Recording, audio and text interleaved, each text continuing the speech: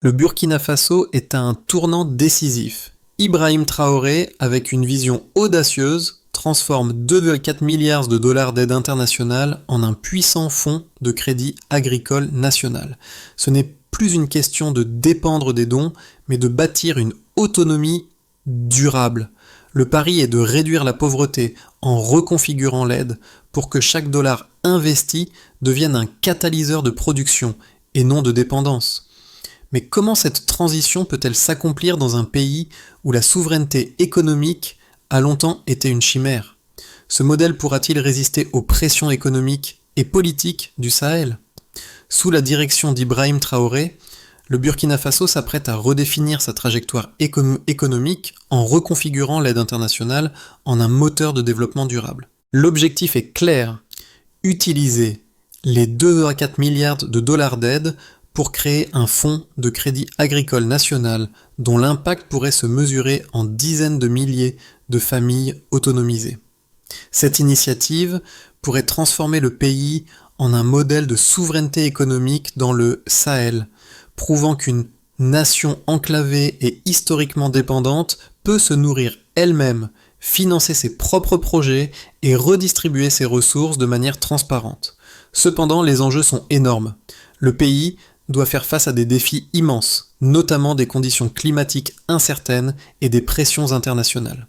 Le projet pourrait-il résister aux turbulences économiques et maintenir une gouvernance transparente et efficace? Le succès de cette initiative pourrait non seulement reconfigurer l'avenir économique du Burkina Faso, mais aussi influencer d'autres nations africaines à revoir leur dépendance vis-à-vis des aides extérieures.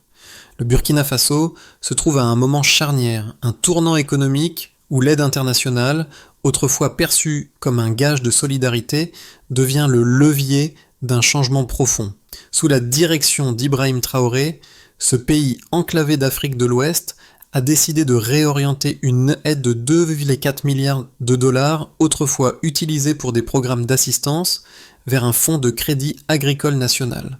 Cette réaffectation radicale d'argent, qui semblait être une ressource extérieure, devient désormais une arme stratégique pour briser le cycle de dépendance et d'incapacité. Le projet est ambitieux, financer des prêts à faible taux d'intérêt pour 1 million de foyers ruraux, permettant ainsi de stimuler l'agriculture locale, d'améliorer les rendements et d'augmenter la production de base, notamment le mil, le riz et le sorgho. Mais derrière cette idée révolutionnaire se cache un pari risqué. Le Burkina Faso ne se contente pas de rediriger des fonds. Il réécrit l'histoire de son économie. L'objectif n'est pas seulement d'autonomiser les fermiers burkinabés, mais de créer un modèle économique reproductible à l'échelle régionale. La vision de Traoré est de montrer qu'un pays peut se développer grâce à des investissements internes, réorientant ainsi les flux financiers pour financer des infrastructures durables telles que des systèmes d'irrigation, des forages et des pompes solaires. Ce modèle vise à faire face aux sécheresses et à réduire les pertes agricoles, garantissant ainsi une sécurité alimentaire durable pour les années à venir. L'ampleur du projet se reflète également dans ses ambitions sociales. Avec un taux de remboursement des prêts qui dépasse déjà 90%, le pays commence à voir les fruits de cette transformation, pourtant les risques restent considérables. Si le système venait à s'effondrer à cause d'un choc climatique, des pressions politiques ou une mauvaise gestion, le pays pourrait être confronté à des conséquences dramatiques, non seulement sur le plan économique, mais aussi sur son image internationale. Le succès de ce modèle pourrait-il marquer la fin de l'ère de l'aide extérieure en Afrique?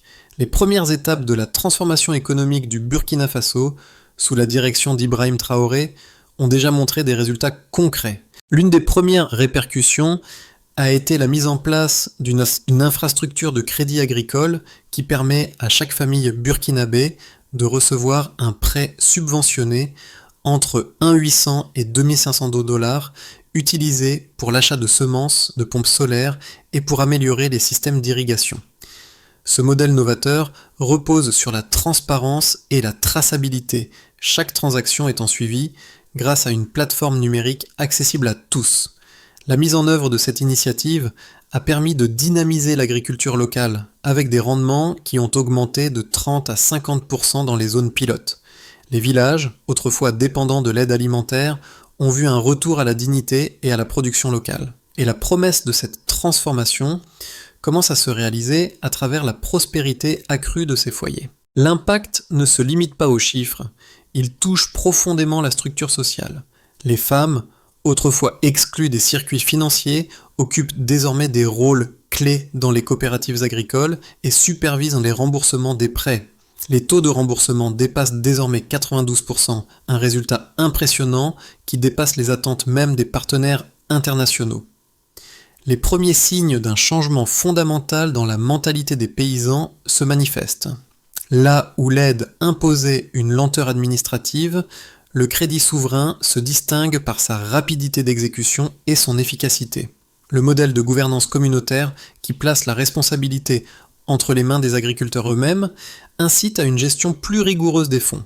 Cependant, ce modèle n'est pas sans ses critiques. Certains observateurs internationaux pointent du doigt le risque moral associé à l'absence de supervision extérieure. Mais pour Ibrahim Traoré, ces critiques sont rapidement balayées par des chiffres qui prouvent la viabilité du système. Ce que d'aucuns considéraient comme une utopie, le Burkina Faso le réalise au quotidien. La trajectoire de transformation du Burkina Faso sous Ibrahim Traoré est marquée par des événements clés qui illustrent le passage d'une dépendance étrangère à une souveraineté économique locale. Ce processus a commencé en 2022 lorsque le gouvernement burkinabé a décidé de réorienter les 2,4 milliards de dollars d'aide internationale vers un fonds de crédit agricole national, un projet ambitieux visant à autonomiser 1 million de foyers ruraux. L'idée maîtresse était de briser le cycle de la dépendance à l'aide étrangère et de donner aux paysans les moyens de produire et de se financer localement. L'activation du programme a été rapide. Dès 2023, les prêts agricoles ont commencé à être distribués aux coopératives locales dans tout le pays.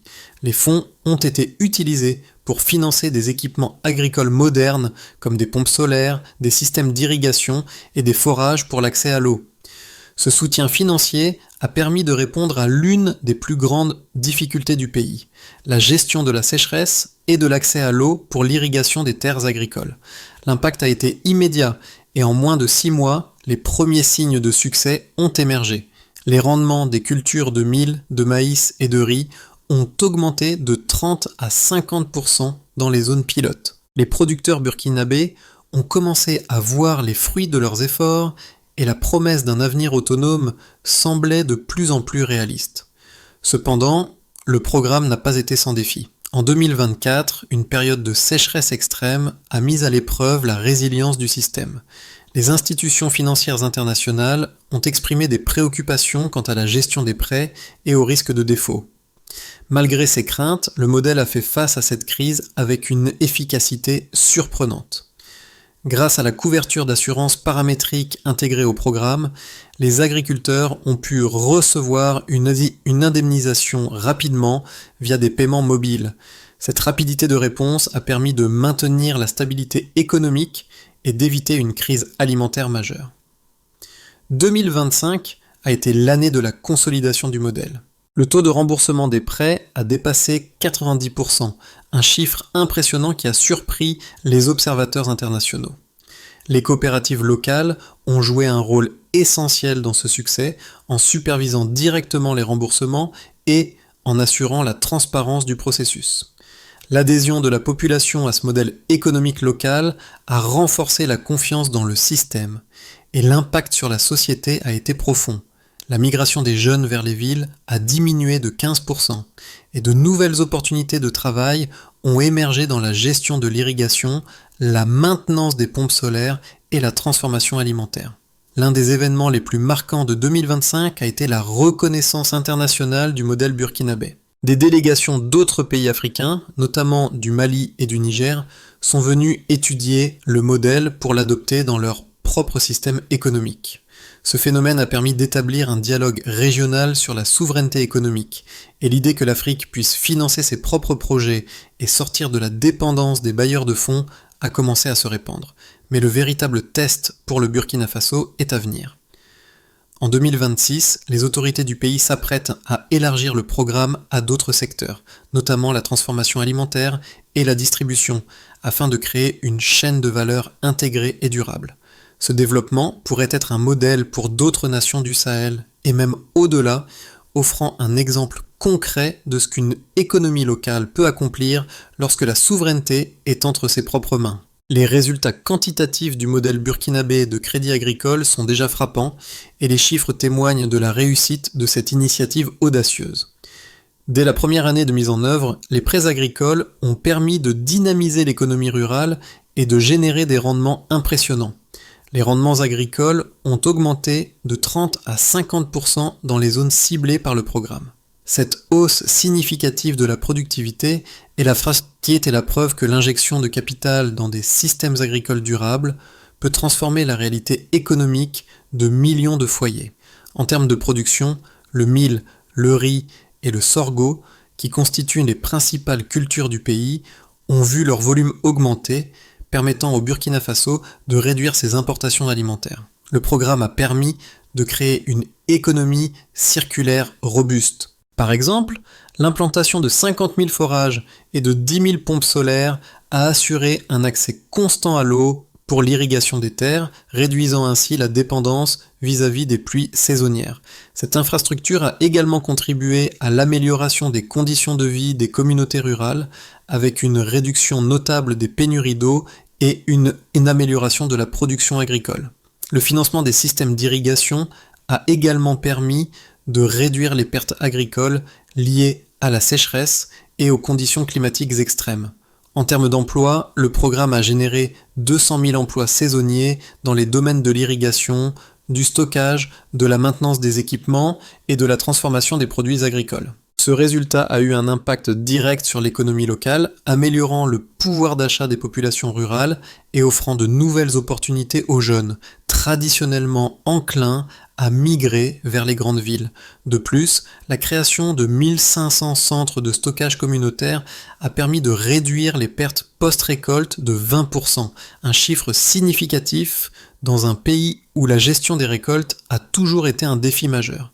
L'un des aspects les plus impressionnants du programme est la performance en matière de remboursement des prêts. Le taux de remboursement a atteint 92%, un pourcentage plus élevé que dans de nombreux programmes d'aide internationale gérés par des institutions financières multilatérales. Ce taux élevé témoigne non seulement de la viabilité économique du modèle, mais aussi de la confiance croissante des agriculteurs dans un système de crédit localement géré qui repose sur des principes de transparence et de responsabilité partagée. Chaque transaction est enregistrée sur une plateforme numérique accessible à tous, garantissant ainsi une gestion claire et visible des fonds.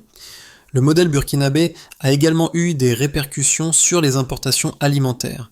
En réduisant la dépendance à l'égard des importations de céréales, le pays a économisé environ 200 millions de dollars par an, un montant qui est désormais réinjecté dans l'économie locale. Ce changement représente non seulement une économie directe en termes de coûts d'importation, mais aussi un renforcement de la résilience économique du pays face aux crises alimentaires mondiales. Les résultats de cette transformation sont également mesurables sur le plan social. Les taux de migration vers les villes ont diminué de 15% dans les zones les plus touchées par le programme. Les jeunes, au lieu de chercher des emplois dans les zones urbaines, trouvent désormais des opportunités dans le secteur agricole, contribuant à la vitalité des communautés rurales. Le programme a également favorisé l'inclusion des femmes dans l'économie, avec une forte participation des coopératives féminines dans les décisions financières et la gestion des prêts. En somme, les données montrent que le modèle de crédit agricole national du Burkina Faso a non seulement atteint, mais dépassé les attentes initiales, avec des résultats tangibles sur le terrain. Cette approche pourrait bien servir de référence pour d'autres pays de la région, prouvant qu'une gestion autonome et locale des ressources peut générer des bénéfices durables pour l'ensemble de la population. Le modèle économique mis en place au Burkina Faso sous la direction d'Ibrahim Traoré repose sur un principe fondamental. La souveraineté économique ne peut être atteinte sans une gouvernance transparente, responsable et centrée sur la communauté. Ce modèle, qui transforme une aide étrangère en un moteur de développement local, a été mis en œuvre avec un pragmatisme rare. Les résultats quantitatifs, notamment l'augmentation des rendements agricoles de 30 à 50%, sont impressionnants, mais la véritable question reste. Le modèle peut-il survivre dans un environnement aussi complexe et imprévisible que celui du Sahel ? Les critiques du système sont nombreuses. Certains experts dénoncent le risque moral que représente l'absence de supervision internationale. Ces voix affirment qu'un système sans contrôle externe pourrait conduire à des abus et à une mauvaise gestion des fonds, particulièrement dans un contexte où la corruption reste une problématique majeure dans plusieurs pays africains.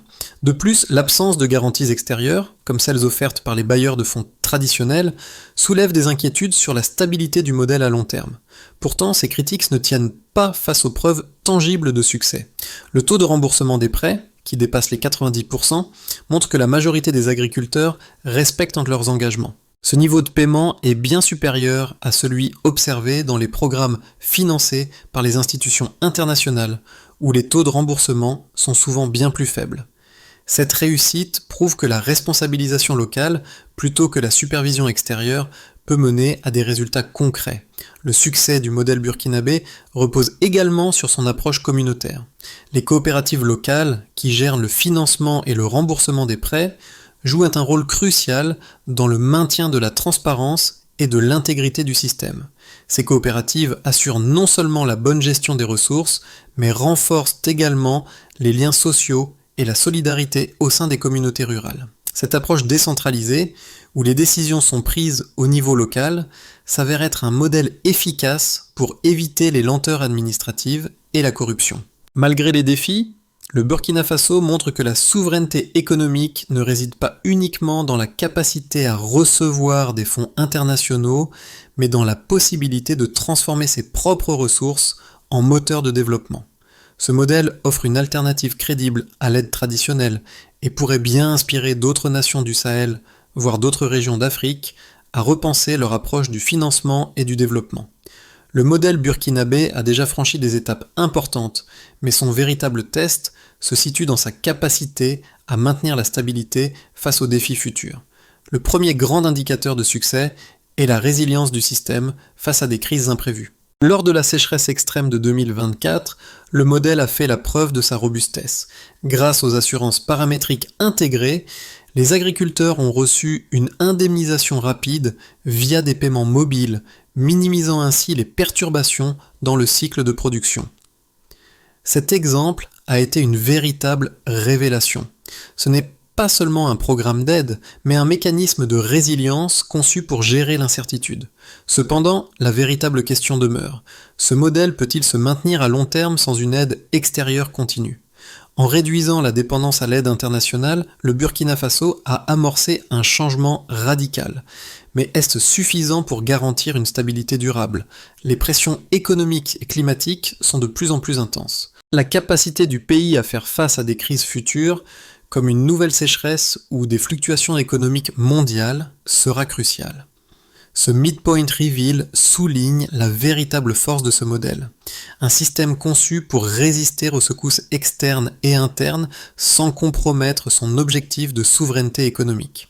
Les conséquences réelles du modèle de crédit agricole mis en place par Ibrahim Traoré au Burkina Faso se manifestent non seulement dans les chiffres économiques, mais aussi dans la transformation sociale et politique du pays. En réduisant la dépendance aux importations alimentaires, le Burkina Faso a économisé près de 200 millions de dollars par an, une somme réinvestie dans le développement local.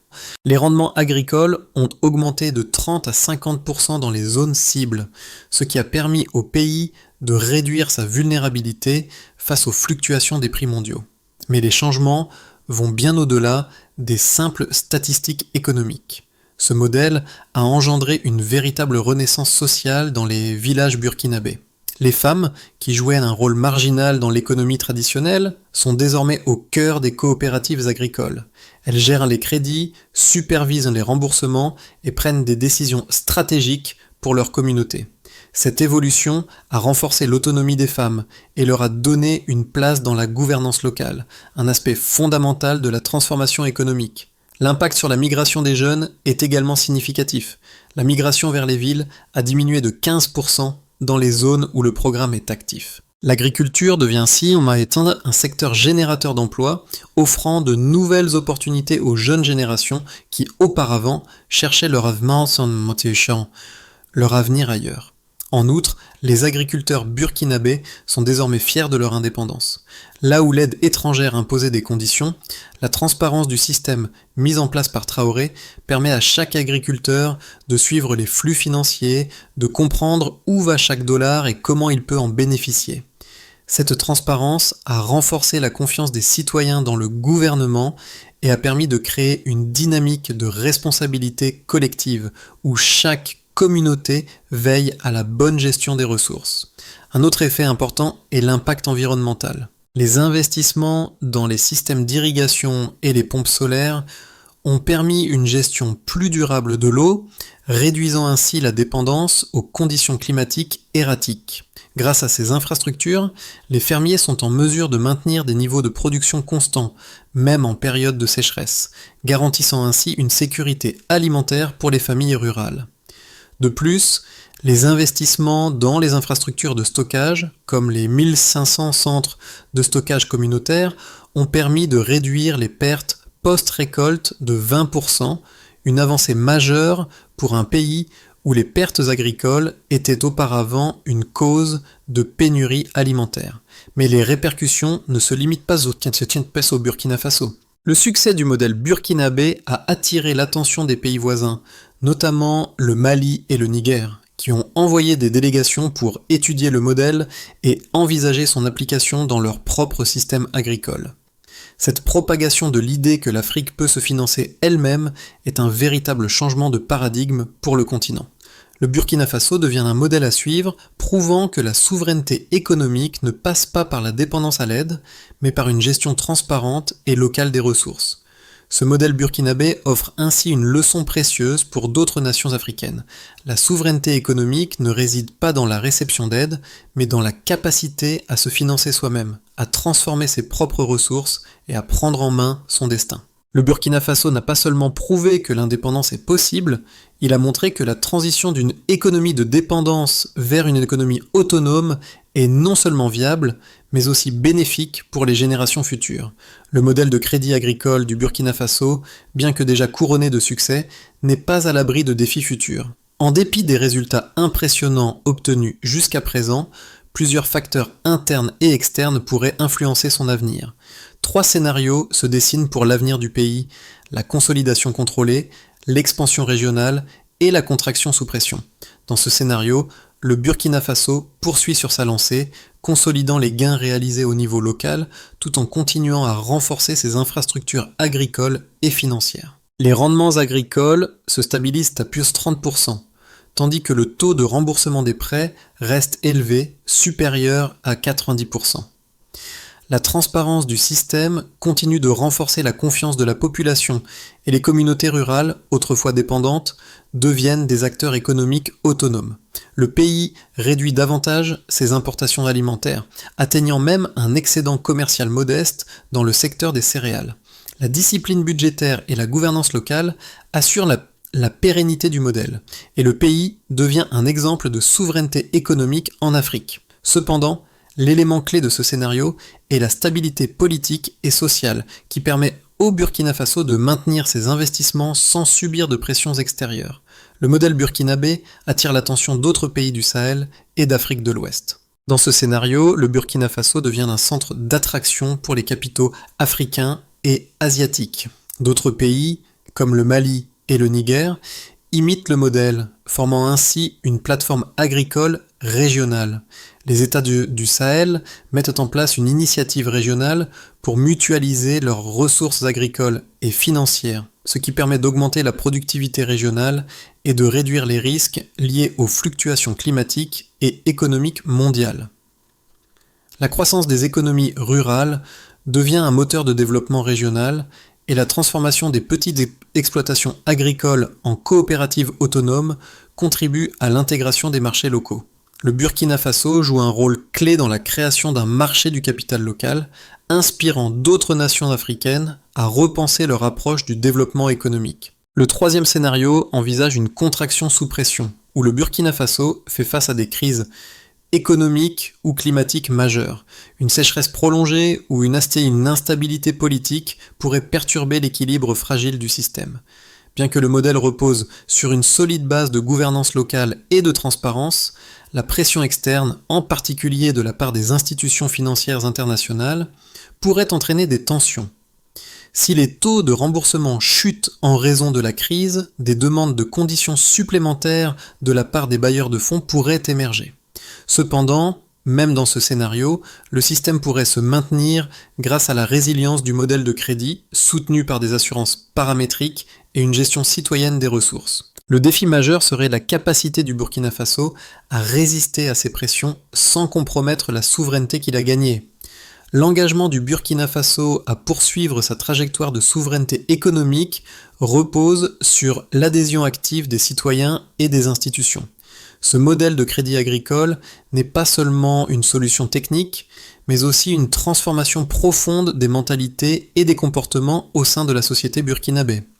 Le rôle central joué par les communautés locales dans la gestion des fonds et la supervision des prêts a renforcé la responsabilité collective et la solidarité entre les fermiers. Les coopératives agricoles, dirigées par les populations elles-mêmes, deviennent les piliers d'un système où l'autonomie financière et la transparence sont au cœur du développement. L'impact sur la société est tangible. Les jeunes, au lieu de migrer vers les villes à la recherche d'emploi, trouvent désormais des opportunités dans l'agriculture, un secteur désormais perçu comme un moteur de croissance et non plus comme une simple activité de survie. La migration vers les zones urbaines a diminué de 15%, un signe clair que l'agriculture burkinabé est désormais considérée comme un secteur porteur d'avenir. De plus, l'implication accrue des femmes dans la gestion des coopératives et des prêts agricoles a permis de renforcer leur rôle économique et social dans les communautés rurales. Cela a non seulement amélioré la productivité agricole, mais a également favorisé une égalité des chances dans un domaine historiquement dominé par les hommes. L'engagement de l'État dans ce processus est également essentiel. Le gouvernement burkinabé, en mettant en place un cadre réglementaire favorable et une gouvernance transparente, a renforcé la confiance des citoyens dans ce modèle. La mise en place de plateformes numériques pour suivre les prêts et les remboursements a facilité l'accès à l'information, assurant ainsi une transparence totale. Les citoyens, en voyant où va l'argent, sont devenus les véritables gardiens de la réussite de ce système. Le succès du modèle de crédit agricole du Burkina Faso ne repose pas uniquement sur la mise en place des infrastructures et des mécanismes de financement, mais aussi sur un plan stratégique à long terme pour renforcer sa durabilité. Cette feuille de route se compose de plusieurs axes qui visent à sécuriser les acquis du programme tout en l'étendant à d'autres secteurs économiques. L'objectif principal est d'atteindre 50 000 forages opérationnels d'ici 3 ans et de généraliser 10 000 pompes solaires dans toutes les zones rurales du pays. L'eau étant un levier central pour l'agriculture durable, ces investissements permettront de renforcer la résilience du secteur face aux crises climatiques. Ce projet vise à garantir que chaque agriculteur ait un accès fiable à l'eau, même durant les périodes de sécheresse. Un autre axe essentiel de la feuille de route est l'extension de la plateforme numérique qui suit chaque prêt et chaque remboursement. Cette transparence totale vise à renforcer la confiance des citoyens et à garantir que les fonds sont utilisés à bon escient. Chaque transaction sera suivie en temps réel et des audits réguliers seront réalisés par les coopératives elles-mêmes sans l'intervention des bailleurs de fonds étrangers.